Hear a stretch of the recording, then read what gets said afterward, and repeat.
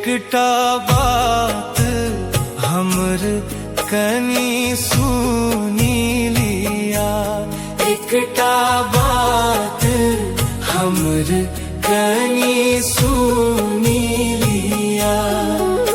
ई विधि के आगा पैर दिया, ई विधि के आगा पैर दिया।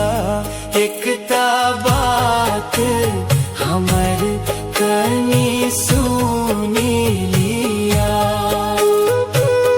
माँ काली म्यूजिक नवटोली।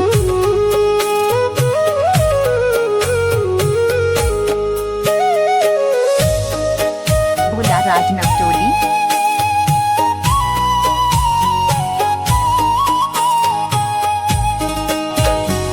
अहिठामक विध प्रसिद्ध छै,